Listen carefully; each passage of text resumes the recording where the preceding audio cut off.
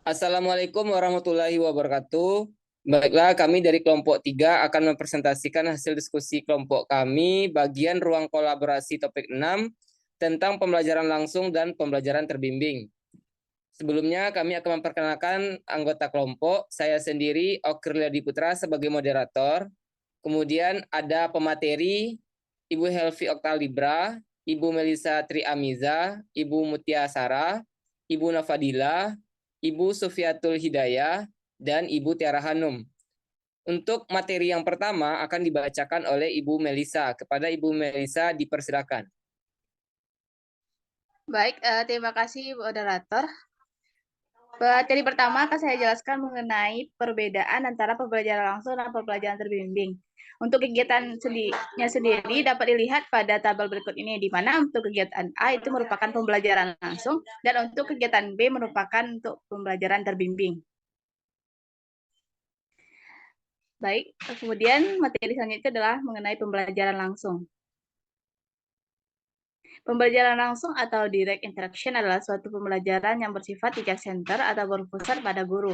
Menurut Arendt, pengajaran langsung adalah salah satu pendekatan mengajar yang dirancang khusus untuk menunjang proses belajar siswa yang berkaitan dengan pengetahuan deklaratif dan pengetahuan prosedural yang terstruktur dengan baik yang dapat diajarkan dengan pola kegiatan yang bertahap, selangkah demi selangkah. Menurut Sudrajat, pembelajaran langsung adalah pembelajaran yang menekankan pada penguasaan konsep dan atau perubahan perilaku dengan mengutamakan pendekatan deduktif. Adapun pembelajaran langsung menurut Cardi dan Nur adalah pembelajaran yang berpusat pada guru yang mempunyai 5 langkah dalam pelaksanaannya, yaitu menyiapkan peserta didik menerima pembelajaran, demonstrasi pelatihan terbimbing, umpan balik, dan pelatihan lanjut atau pelatihan mandiri. Sedangkan menurut Eigen dan Kauheg, pembelajaran langsung merupakan salah satu pembelajaran yang dirancang untuk mengerjakan pengetahuan dan kemampuan dasar yang dibutuhkan siswa untuk pelajaran selanjutnya. Dari beberapa pendapat tersebut dapat disimpulkan bahwa pembelajaran langsung merupakan pembelajaran yang berpusat pada guru yang menekankan pada penguasaan konsep dan atau perubahan tingkah laku dengan mengutamakan pendekatan deduktif. Pembelajaran langsung juga sering disebut sebagai model pengajaran aktif atau active teaching model, training model, mastery teaching, dan explicit instruction. Pembelajaran langsung digunakan oleh guru untuk menyampaikan pelajaran yang ditransformasikan langsung oleh guru ke siswa. Pelajaran langsung dapat berbentuk ceramah, demonstrasi, pelatihan atau praktik, dan kerja kelompok.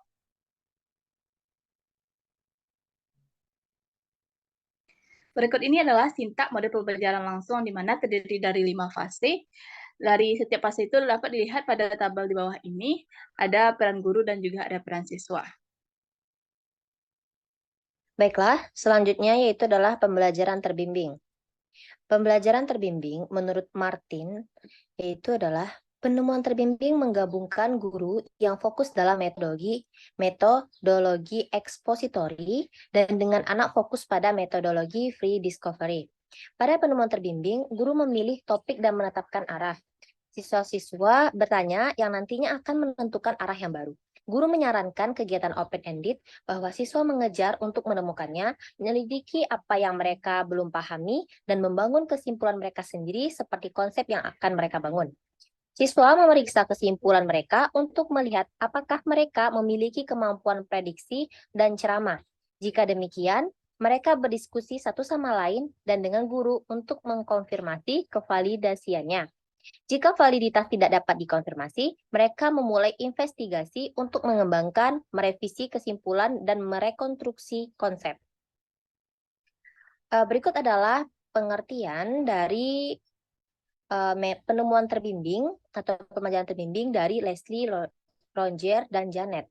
Di mana di sini diartikan penemuan terbimbing adalah metode di mana guru sebagai fasilitator dan pengarah, sedangkan siswa aktif melakukan kegiatan sesuai prosedur atau langkah kerja untuk mengembangkan rasa ingin tahunya. Siswa didorong untuk menyelesaikan masalah baik sendiri ataupun dalam kelompok. Dalam pembelajaran terbimbing, guru hendaknya mampu merumuskan langkah-langkah pembelajaran sesuai dengan tingkat perkembangan kompetensi dasar yang dimiliki oleh siswa, sesuai yang masih Sesuai dengan masih dibutuhkannya peran guru dalam proses pembelajaran tersebut, dalam penelitian dirumuskan sintaks pembelajaran dengan implementasi model pembelajaran penemuan secara terbimbing sebagai berikut.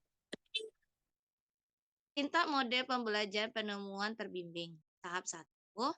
Observasi untuk menemukan masalah. Peran guru.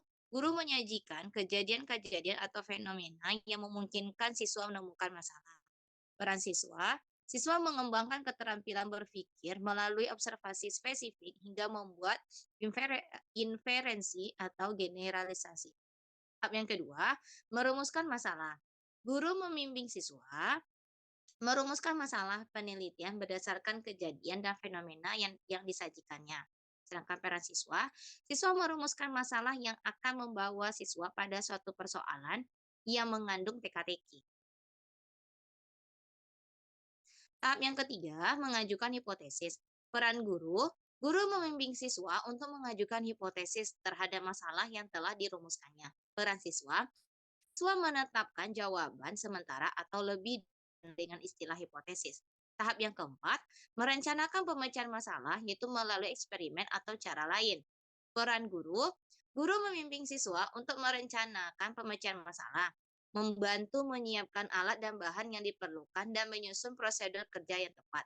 Peran siswa mencari informasi, data, fakta yang diperlukan untuk menjawab permasalahan atau hipotesis. Tahap yang kelima, melaksanakan eksperimen atau cara pemecahan masalah yang lain. Peran guru, selama siswa bekerja, guru membimbing dan memfasilitasi. Sedangkan peran siswa menguji kebenaran jawaban sementara tersebut. Dugaan jawaban ini tentu saja didasarkan kepada data yang telah diperoleh.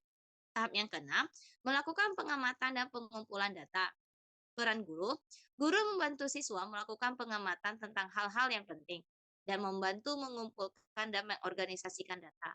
Peran siswa mencari data atau keterangan yang dapat digunakan untuk memecahkan masalah tersebut. Misalnya dengan jalan membaca buku-buku, meneliti, bertanya, berdiskusi, dan lain-lain. Selanjutnya, tahap yang ketujuh, analisis data. Peran guru membantu siswa menganalisis data upaya menemukan sesuatu konsep. Peran siswa menganalisis data untuk menemukan sesuatu konsep. Tahap yang ke-8, penarikan kesimpulan atau penemuan.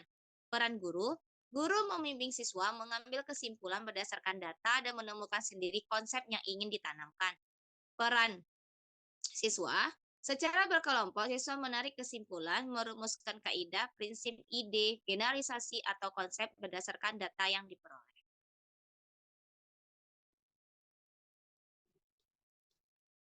Selanjutnya adalah kelebihan metode penemuan terbimbing, yaitu sebagai berikut. Yang pertama, siswa dapat berpartisipasi aktif dalam pembelajaran yang disajikan. Yang kedua, menumbuhkan sekaligus menanamkan sikap inquiry atau mencari menemukan. Yang ketiga, mendukung kemampuan problem solving siswa. Yang keempat, memberikan wahana interaksi antar siswa maupun siswa dengan guru. Dengan demikian, siswa juga terlatih untuk menggunakan bahasa Indonesia yang baik dan benar. Selanjutnya, materi yang dipelajari dalam mencapai tingkat kemampuan yang tinggi dan lebih lama membekas karena siswa dilibatkan dalam proses menemukannya. Selanjutnya, kelemahan pada pembelajaran terbimbing. Yang pertama, untuk materi tertentu, waktu yang tersita lebih lama. Yang kedua, tidak semua siswa dapat mengikuti pelajaran dengan metode penemuan terbimbing. Ketiga, di lapangan, terjadi beberapa siswa masih terbiasa dan mudah mengerti dengan model ceramah. Yang keempat, tidak semua topik cocok disampaikan dengan metode penemuan terbimbing.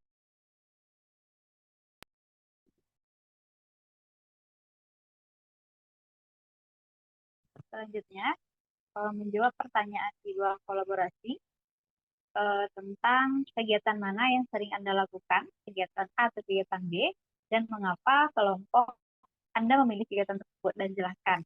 Oke, kegiatan yang sering dilakukan adalah kegiatan A, yaitu karena menurut kelompok kami, dengan kegiatan A atau pembelajaran langsung, ada kecenderungan kegiatan belajar lebih efisien dan efektif, sehingga peserta didik dapat memenuhi capaian pembelajaran. Selain itu, pembelajaran langsung adalah pembelajaran yang menekankan pada penguasaan konsep dan atau perubahan perilaku dengan mengutamakan pendekatan deduktif. Dan pembelajaran langsung digunakan untuk menyampaikan pelajaran yang ditransformasikan langsung oleh guru kepada siswa. Nah, pada bentuk pembelajaran langsung ini dapat berupa ceramah, demonstrasi, pelatihan atau praktek dan kerja kelompok. Oke, selanjutnya. Nah, selanjutnya adalah kelebihan pembelajaran langsung. Yang pertama, dengan pembelajaran langsung, guru akan mengendalikan isi materi dan urutan informasi yang diterima oleh siswa, sehingga dapat mempertahankan fokus mengenai apa yang harus dicapai oleh siswa. Yang kedua, dapat diterapkan secara efektif dalam kelas yang besar maupun yang kecil. Yang ketiga, dapat digunakan untuk menekankan poin-poin penting atau kesulitan-kesulitan yang mungkin dihadapi oleh siswa sehingga hal tersebut dapat diungkapkan. Yang keempat, dapat menjadi cara yang efektif untuk mengajarkan informasi dan pengetahuan faktual yang sangat terstruktur.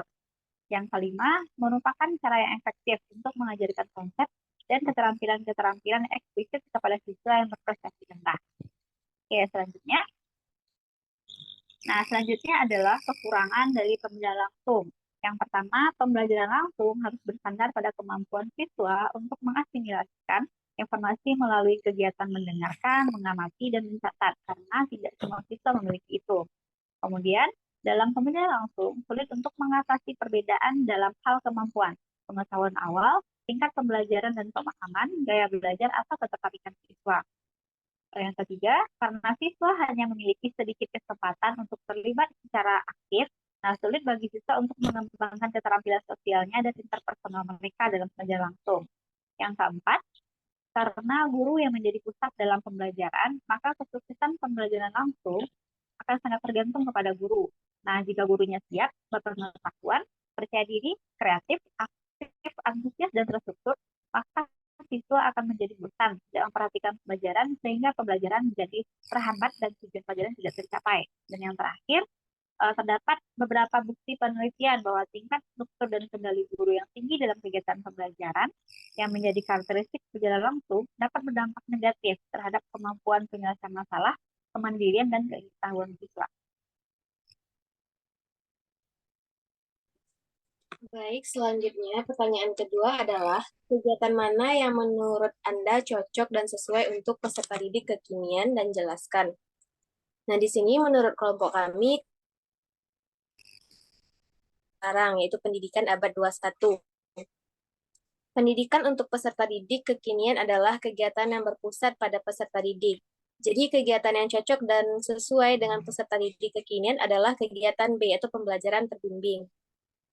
Karena dengan pembelajaran terbimbing, peserta didik akan menjadi pusat pembelajaran dan guru sebagai fasilitator dalam kegiatan pembelajaran. Pada pembelajaran terbimbing, peserta didik belajar secara aktif dan mandiri dalam menemukan suatu konsep atau teori, pemahaman, dan pemecahan masalah. Pembelajaran terbimbing juga dapat melatih peserta didik untuk belajar secara mandiri, sehingga tidak bergantung pada guru sebagai satu-satunya.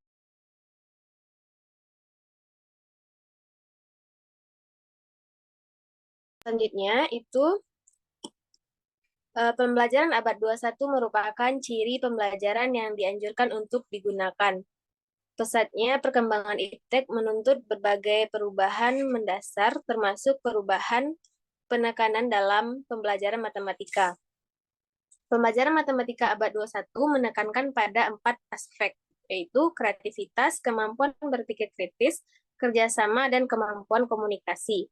Keempat kemampuan tersebut dibutuhkan siswa agar dapat hidup di abad 21.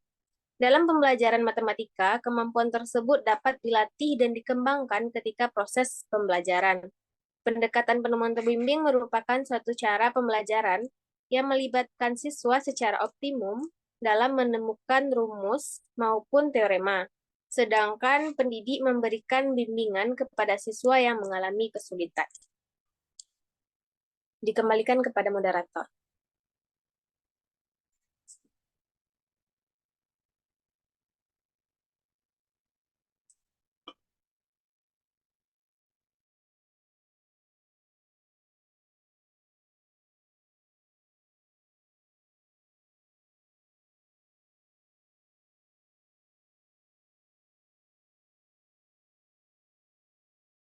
dikembalikan kepada moderator.